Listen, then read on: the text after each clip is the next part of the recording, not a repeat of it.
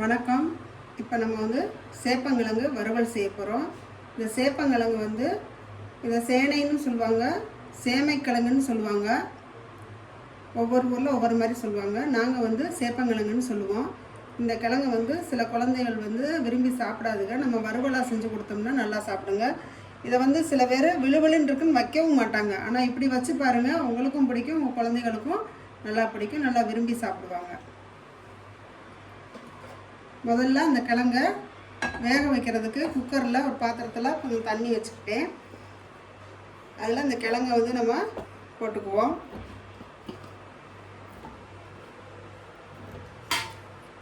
அடுத்து அடுப்பை பற்ற வச்சுக்கணும்.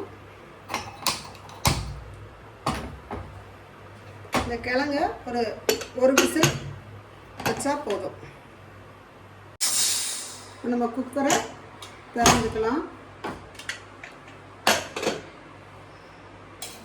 கிழங்கு நல்லா வெந்துருச்சு.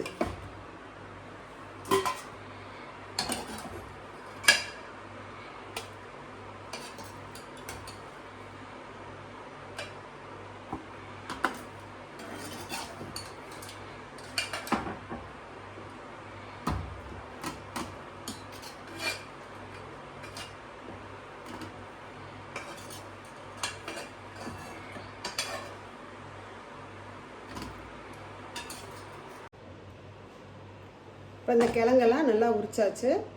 இந்த கிழங்கை எப்படி கட் பண்ணுறதுன்னு நான் காட்டுறேன். இந்த கிழங்கை வந்து ஃபஸ்ட்டு ஒரு சென்டராக கட் பண்ணிவிட்டு அடுத்து இதை ஒரு 3 பீஸாக போடணும். இப்படி ஒரு 3 பீஸாக நீளமாக கட் பண்ணிக்கணும். இதே மாதிரி எல்லா கிழங்கையும் கட் பண்ணி வச்சுக்கணும். இப்போ நம்ம இந்த கிழங்கை அப்படி நீளமாக கட் பண்ணி வச்சுருக்கோம். இதெல்லாம் நம்ம எண்ணெயில் போட்டு வறுக்கணும். இப்போ அடுப்பை பற்ற வச்சுக்கிட்டு ஒரு கடாயை தூக்கி அடுப்பை வச்சுக்கணும். இப்போ இதில் எண்ணெய் விடணும். ஒரு 100 ml எண்ணெய் விட்டால் போதும். இந்த எண்ணெய் கொஞ்சம் காயட்டும். இப்போ இங்கே எண்ணெய் காஞ்சிட்ருக்கு. இதுக்கு தேவையான மசாலாவை நம்ம எடுத்து வச்சுருக்கோம். தனி மிளகாய் பொடி, கரம் மசாலா, தேவையான அளவு உப்பு, இது 3 நம்ம எடுத்து வச்சுருக்கோம். இது 3 வந்து நம்ம இப்போ ஒன்றா மிக்ஸ் பண்ணிக்கிறோம்.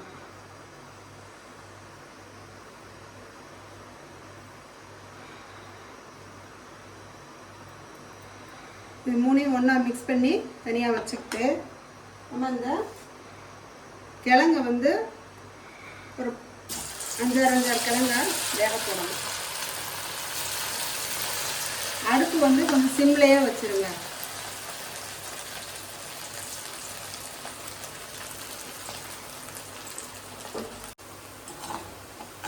இந்த கிழங்கு வந்து அப்படியே கொஞ்சம் சிம்லேயே வச்சு பொன்னிறமாக வறுக்கணும். கருகிடக்கூடாது, ரொம்ப செவந்திரவும் கூடாது, பொன்னிறமாக வறுத்து எடுக்கணும்.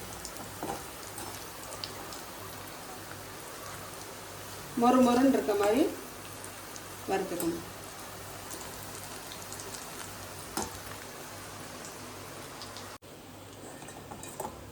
இந்த அளவு வறுபட்டதும் போதும்.